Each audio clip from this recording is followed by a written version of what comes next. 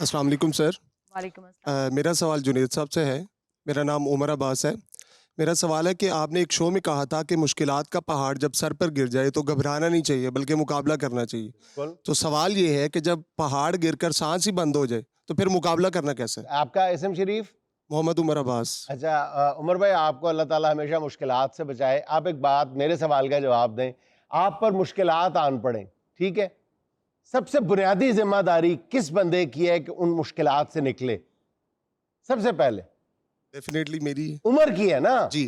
عمر پر مشکل آئی ہے تو عمر ہی اس مشکل کو حل کرے گا.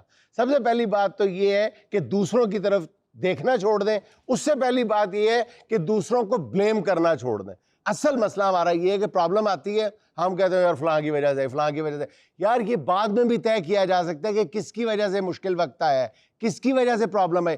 گھر میں آگ لگ جاتی ہے تو بعد میں دیکھتے ہیں کہ کیسے لگی، پہلے آگ بجھائی جاتی ہے. سب سے پہلے آپ نے اپنے آپ کو فٹ رکھنا ہے. اپنے آپ کو اگر عمر صاحب فٹ رکھیں گے تو عمر صاحب ہی پہلوان ہیں، عمر صاحب ہی کمانڈر ہیں، عمر صاحب ہی سردار ہیں. عمر صاحب نے ہی اس مشکل کو حل کرنا ہے. دوسروں کی طرف دیکھنا چھوڑ دیں، دوسروں پر الزام لگانا چھوڑ دیں. آپ بآسانی آپ نے اپنے آپ کو بالکل اپنے اعصاب پہ قابو رکھنا ہے. اگر آپ گر جائیں گے نا، آپ نے دوسروں کو حوصلہ دینا ہے. اپنے گھر میں ہے، آپ کے دفتر میں، آپ کے محلے میں کوئی بھی مشکل آتی ہے، اگر آپ حوصلہ ہار گئے تو پھر سارے ہی گئے.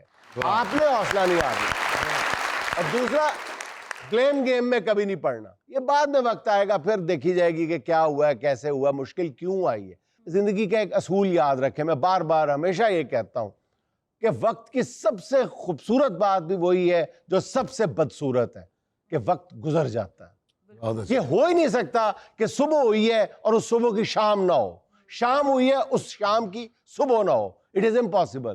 شام ہے، رات ہے، تاریکی ہے، اور صبح ہوگی، ڈیفینیٹلی ہوگی. اسی آس پہ تو پوری قوم بیٹھی ہوئی ہے اس وقت. واہ واہ واہ.